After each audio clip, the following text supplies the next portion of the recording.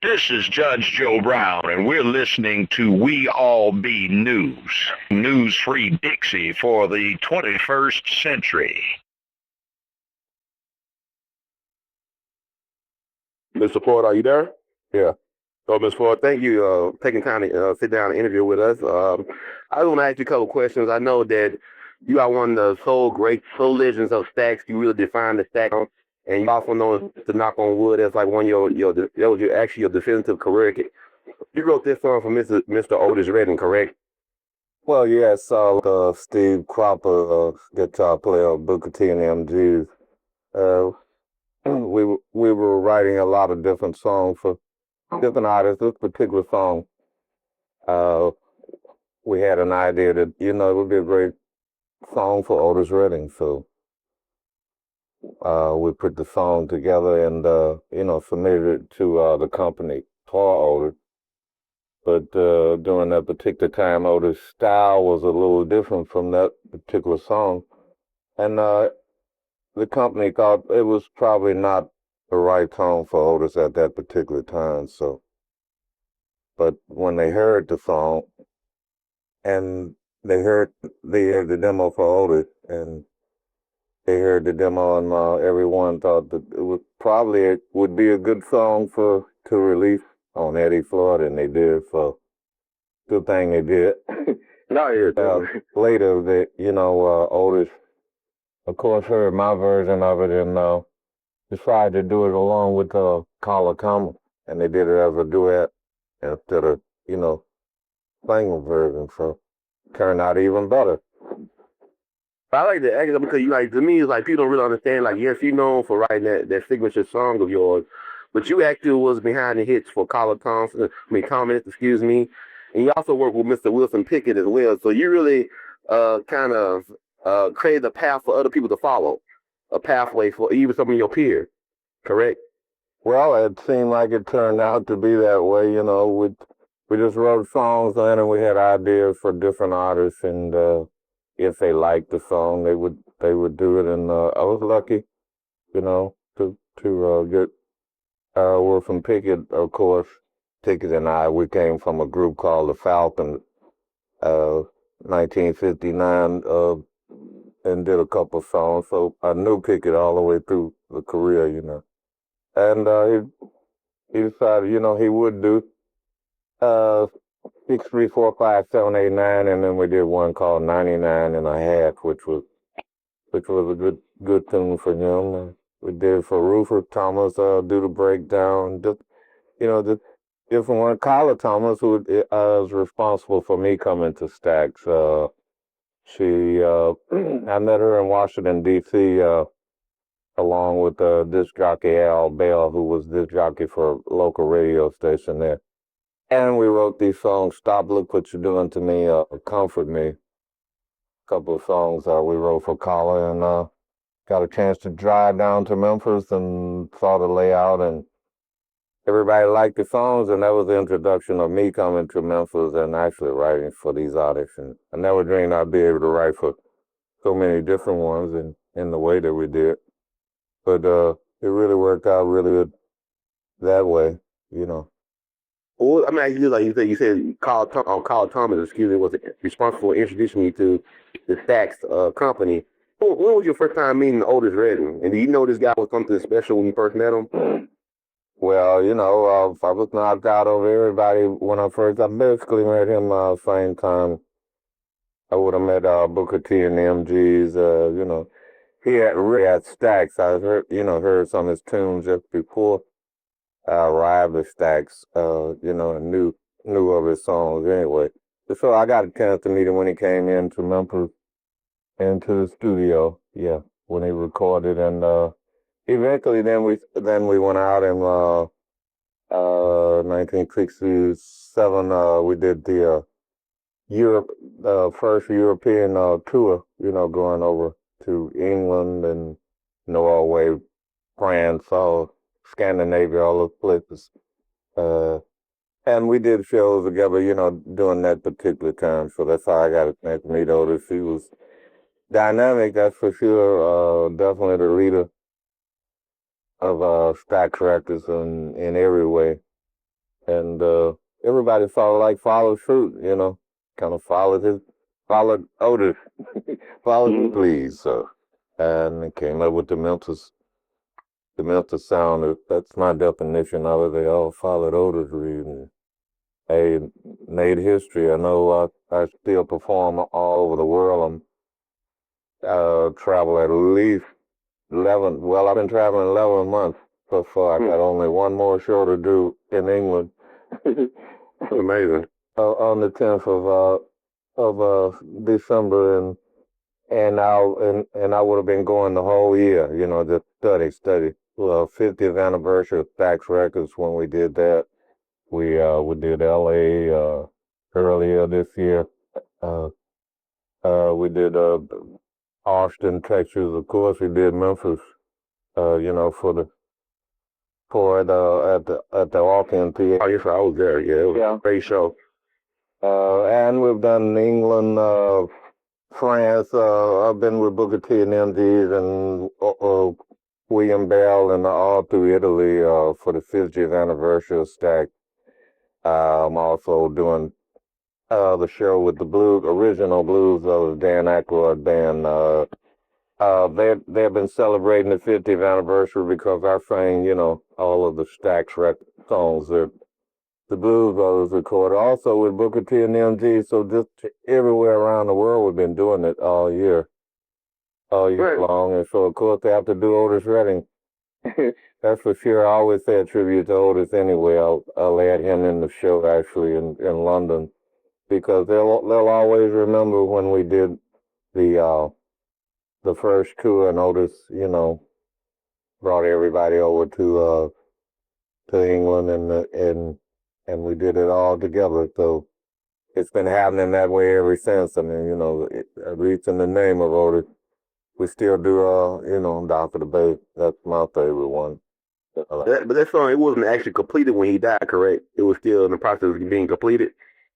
Well, I mean, he started it. Well, I mean, at least he finished his part of it, and of course, yeah, the rest of it was later. He didn't get a chance to come back. So y'all didn't really know how popular y'all was. It's kind of like y'all, kind of like the Beatles from America going over to Europe, and the Beatles went to America. Y'all didn't really have an understanding how popular y'all were, about, you know, to the Europeans, right? Was that true? Well, I mean, you know, I would imagine that was like both ways. I don't think really the Beatles realized how big they were until they arrived here. Of course, I saw that first, and when I went to England, we experienced that ourselves, you know, and then we realized, wow, okay, it felt like doing us the same way the U.S. did the Beatles, you know, in many ways, and for as I'm concerned, it still remains that way because the music, soul music, is supreme in Europe. It's soul music. I mean, you can speak of it around the world, but if you go to Europe, isn't anybody that doesn't know the soul singers from the States and all of their songs, and that's saying a whole lot. Well, I thought you had the Handy Awards. I got a chance to really meet you, and you're a great guy, and you're a phenomenal consummate entertainer because you did, you know, impromptu Knock on Wood rendition, which was great. It was great when I saw it at the Orpheum this summer. But doesn't it, like, I know somebody made a point of saying, well, you know, we need to start having more young people at these type of events so they can get to know the history. Does it disappoint you in a way that Europeans or people from Japan or where from around the world, they'll know the Stax sound and all the signature artists, but at the same time, people in your own state or country don't really appreciate what you have to offer? Like what B.B. King said when somebody asked him about the Beatles. So all they did was re-import the blues because they used to go there all the time like you and your cohorts and teach them how to music. But it wasn't appreciated like it should have been or should be right now. So do you feel kind of slighted by your reception in the States? I wouldn't say that. I mean, you know, about the long I'm still in the business. I can kind of understand that. Once you know, you live it and you go a long time, and I might have wondered that way back. And as I keep on going, you know, and I realize that things change. You know, we created the music in the first place, I would say. the blues, just everything about it. That everybody around the world wants to do it now, and so there's a space in the world for the creators, the first guys who created, and that opened up space for the newer group with the newer styles of music too. So I think it all fed to each other. It gave us the chance of giving the newer people a chance. I don't really look at it like being slighted. I just realized we did it here once, and wow, now I'm actually doing it in places I never dreamed I'd go. Mm-hmm. Rest of the world. So it still pays off, and doesn't give me enough chance to think about that, my man. I stay busy the whole time, knock on wood. Well, that is a blessing, though. You right about that. Somebody appreciate the music, and you still have an audience.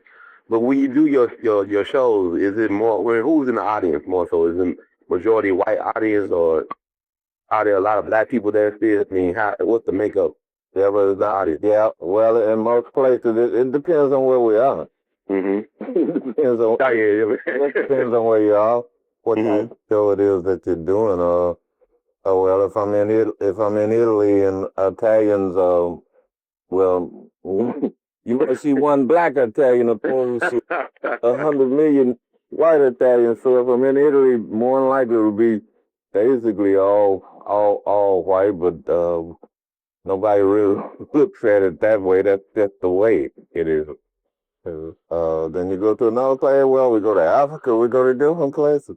We play for all Spanish dolls, and then there's always a mixture there. There's always come another race. It's going to be as far as the music, which is universal. Oh, you did right, but you're such a cosmopolitan citizen as well. And like, touch back on Mr. REddIng. Where were you when you first heard the news about Mr. REddIng's death? I was in London actually. The second time we had completed that tour, and that wasn't too long after that tour. But I was back in the States when I saw Otis come to the studio to record that day too. Actually, I left maybe about a couple of weeks after that and went to London to do my first tour, single tour, and we had been there a couple of weeks. And one morning about 6 a.m. in the morning, I got a call from a local paper, their newspaper, early in the morning, tell me about Otis, and that was when I first heard it. And of course, we got up, woke the band up, and we were all up around 7 a.m. that morning, just down in the lobby of the hotel. But it was buzzing, 'cause that's all you would hear, could see on the newspaper everything about Otis. So I was actually there in London, second time. It's amazing to think about how young he was when he died. Was he 26, correct? Yeah. And but the fact is, like he had such an older presence about himself, like he had such a maturity, or he had an old soul about him. Yeah, well, that's it. Mm-hmm. Like he had been here forever. Mm. Yeah, like he had been here forever. Do you think like it was over? Cause I know you stayed with Stax, and you was one of the reasons why Stax was able to survive as long as it did after Otis' death. But do you think it was over? Did a lot of people at Stax think it was over after Otis passed? Cause I know you said that y'all followed him. He was like the leader of the bunch. Well, we didn't really think it was over. We thought maybe we should carry it on, actually. Mm-hmm. I don't think nobody actually showed. It took a few years before things went into other, areas that caused us not to do the music, but all the way up until Otis and even beyond Otis, we knew we wanted to, carry that music on. We realized what we had. We knew what we had all the way back, and we would do it. We come in town, even into Memphis. I know the people knew we were doing the music even in Memphis, where they knew how powerful that music was. That well, he was leaving town. I might be going anywhere. We didn't realize that we were going around the world that far back. Doing the music, and it's so much. It's even larger now, man. It's unbelievable. It the people still like that music and they like it real strong too. Oh yeah, I mean, it's some great music. Anything like that, in the right spirit, and it's great art. Great art is always timeless, in my opinion. And like I was actually, I mean, like 67 was a rough end. I mean, Otis Redding and the original Barcades on with steps from Mr. Ben Colley and Mr. Alexander. They passed away in that plane crash. But also, I mean, the next year you're dealing with the death of Dr. King. I know how I look at the documentaries and we go to Stax Museum. They always said that everything changed after the death of Dr. King. In your mind, in your perception, did it really change? I mean, did anything really change after the death of Dr. King in Memphis for you?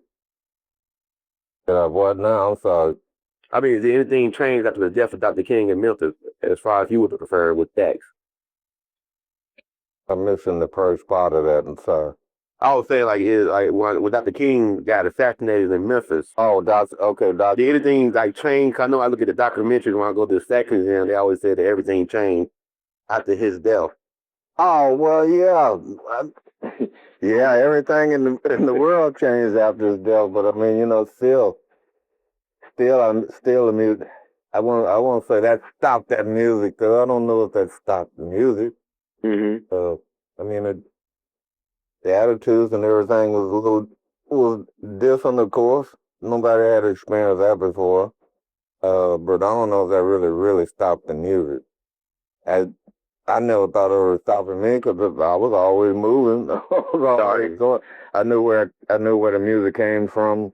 A lot of people don't realize that all of the music, I won't say all of it, but it's a 99 and a half of it. Mm-hmm. Probably came from the LorraINe Hotel where Dr. Martin Luther King was assassinated because we come into town and little hotel, there downtown over in a little corner there, a little gentleman named Mr. Butler, he owned the hotel, and he loved the entertainers to come, and we sat in those rooms and write. And every time I see on TV or anything of the monument of Memphis and the shooting of Dr. Martin Luther King, I'm looking at the same rooms that we wrote. Knock on wood, 634. Midnight Hour, all these things were written in those rooms before we knew this was going to happen to him. Oh, wow. It's like a double history thing. I never hear nobody speak of it that way. But like you said, it is a hotel. Sam, I saw a picture of Ernest Withers. He took up Aretha Franklin and Sam Cooke from that hotel back in '59. Oh, everybody. Everybody. LorrAINe Hotel. Everybody. And we write songs and then we go to the studio next morning and put the songs together. So I'm just saying it's a double history thing there. So even when that